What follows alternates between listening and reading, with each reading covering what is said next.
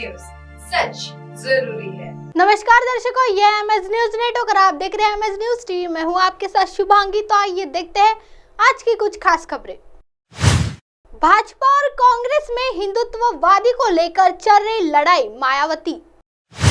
Bahujan Samaj party की राष्ट्रीय अध्यक्ष मायावती ने मंगलवार को लखनऊ में एक प्रेस वार्ता कर भाजपा और कांग्रेस पर तीखा प्रहार किया है। प्रदेश की कानून व्यवस्था को लेकर भी सरकार पर हमला बोला। इसके साथ ही उन्होंने अपने भतीजे और पार्टी के राष्ट्रीय समन्वयक आकाश आनंद और 4 राज्यों के केंद्रीय कोऑर्डिनेटर एवं राज्यसभा सांसद रामजी गौतम को विधानसभा चुनाव वाले राज्यों में पार्टी को जिताने की जिम्मेदारी सौंपी है।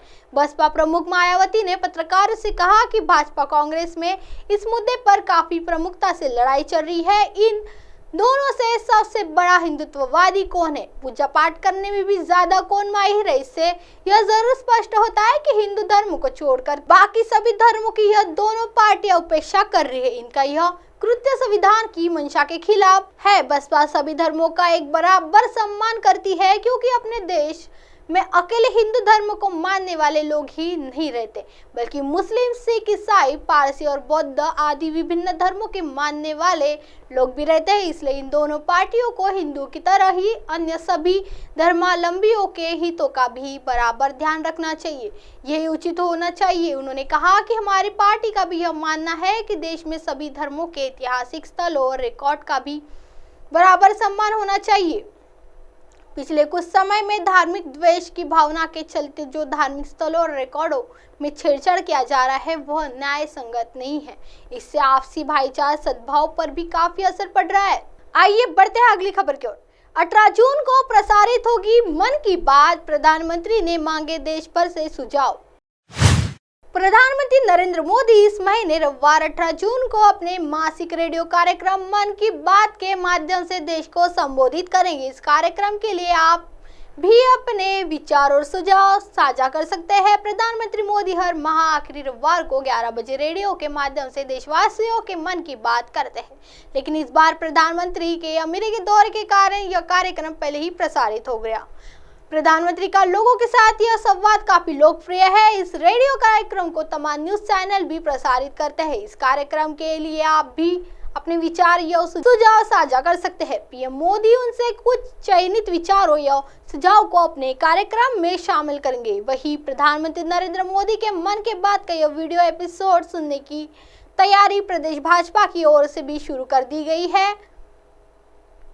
मन की बात प्रदेश के सभी जिलों में भाजपा के पदाधिकारियों द्वारा सुना जाएगा। इसके साथ ही सामूहिक रूप से मन की बातें सुनने के लिए सभी पार्टी स्तर पर तैयार कर रही है।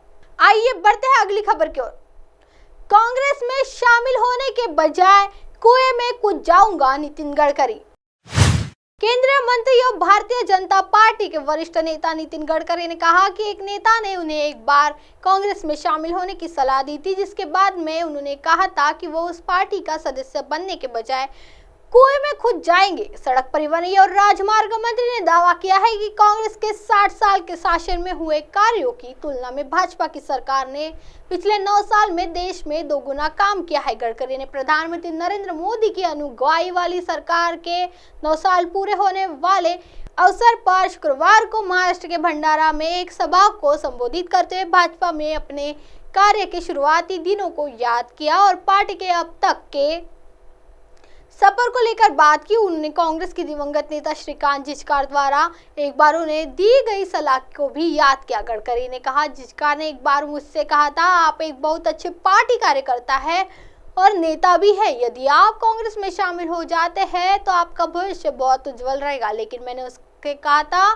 कि मैं कांग्रेस में शामिल होने के बजाय कुएं में कूद जाऊंगा, क्योंकि मेरा भाजपा और उसकी विचारधारा में मजबूत भरोसा है तथा मैं इसके लिए काम करना जारी रखूंगा। अब आप हमारे चैनल को आपके मोबाइल पर भी देख सकते हैं। मोबाइल ऐप पर देखने के लिए play store MS news T आज डाउनलोड करें। इंस्टा, ट्विटर, हाईकुक, फेसबुक और कई सोशल मीडिया के प्लेटफॉर्म पर हमारा चैनल उपलब्ध है। आप इसे यूट्यूब पर भी देख सकते हैं। आप हमारे चैनल को लाइव भी देख सकते हैं www.msnewst.com पर। फिलहाल वक्त तो चला दर्शकों ब्रेक का। ब्रेक से लौटने के बाद देखिएगा देश और दुनिया की तमाम खबरें। बनी रही एमएस न्यूज टीवी पर। नमस्कार।